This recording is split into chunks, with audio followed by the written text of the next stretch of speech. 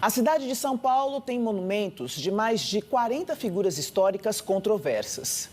O processo revisionista que vem acontecendo em torno delas gerou inclusive um projeto de lei que pede a remoção das esculturas para museus. Bandeirantes ou escravocratas, figuras relevantes ou invenções históricas, heróis, vilões ou os dois ao mesmo tempo. Os questionamentos sobre homenagens a nomes controversos são muitos, não vêm de hoje e aumentaram nos últimos meses no Brasil e no mundo.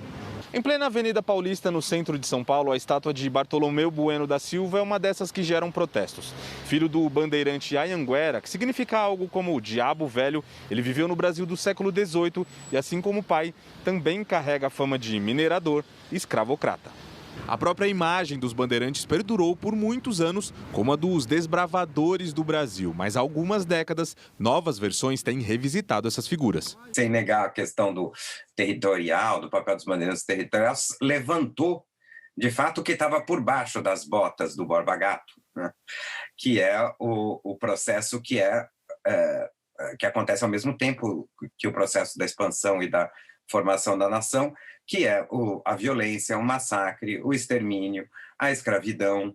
O debate influenciou, inclusive, o Departamento de Patrimônio Histórico da capital a discutir a questão.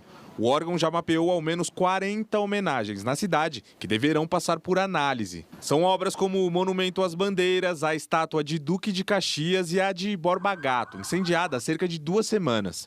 No Legislativo paulistano, esta vereadora apresentou um projeto de lei para contextualizar ou até substituir as esculturas. Não é que a história dos monumentos são muitos, como eu te falei, ela é uma história real e a gente está tentando apagar. Não, ela é uma história criada que tenta dar um ar de glória, um ar de heroísmo a figuras que nem eram tão pesquisadas assim, mas que precisou se dar essa história de heroísmo para justamente justificar um passado, mas que se reflete no presente de escravidão, de exploração, de violência.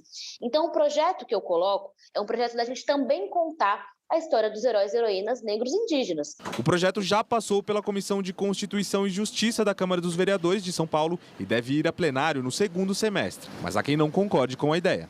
Essas figuras elas podem ser controversas de acordo com os valores que nós temos nos dias atuais. Cultura, a condição social daquele momento determinava a legalidade daquela atitude. O poder público para o patrimônio, né, sobretudo, deve encaminhar essas formas de legitimar as decisões do que fazer com a nossa cidade, com a própria cidade e com os seus signos do passado. Encaminhando isso,